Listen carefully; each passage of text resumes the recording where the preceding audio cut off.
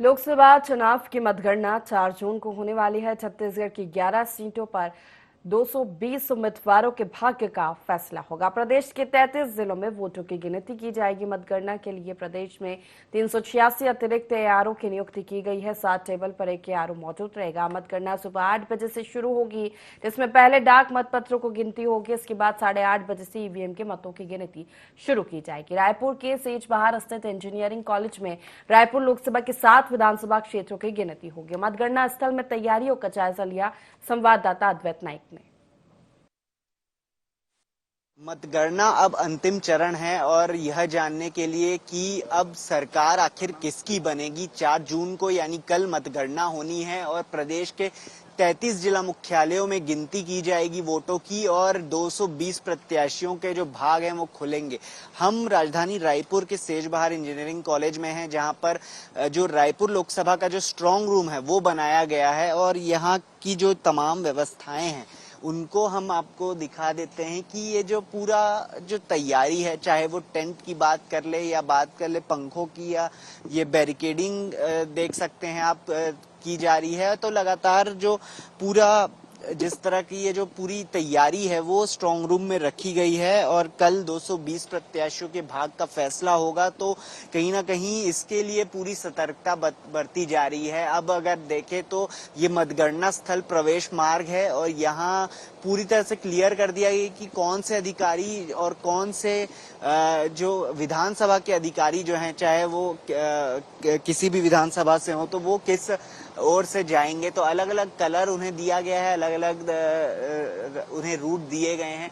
तो वैसे ही ये जो मतगणना स्थल है और पोस्टल बैलेट के माध्यम से पहले जो है उनकी गिनती होगी और जिस तरह से डाक मतपत्रों की गिनती पहले सुबह 8 बजे होगी, 8:30 बजे ईवीएम खुलेंगे और उसके बाद जो है 7 टेबल पर लगातार जो पूरी जो तैयारी है वो लगातार गिनती हमें देखने मिलेगी और एआरओ भी नियुक्त किए गए हैं इसी के साथ। और साथ ही जो 386 जो प्रदेश के अतिरिक्त एआरओ हैं वो नियुक्त किए गए हैं पूरे प्रदेश भर में। तो अब क्योंकि जो 3 चरणों के चुनाव हुए हैं और यहाँ पर सभी जो ईवीएम हैं वो कैद हैं, तो कहीं ना कहीं इसके लिए पूरी सुरक्षा व्यवस्था बरती जा रही है। यहीं दूसरी ओर जो सीसीटीवी कैमरे हैं वो लगाए गए हैं। तो देख ही सकते हैं आप कि यहाँ पर जो सीसीटीवी कैमरे हैं उनके मद्देनजर भी निगरानी रखी जा रही है और सुरक्षा में किसी भी प्रकार की चूक जो है वो बर्दाश्त नहीं की जाएगी। तो ये इस तरह से जो है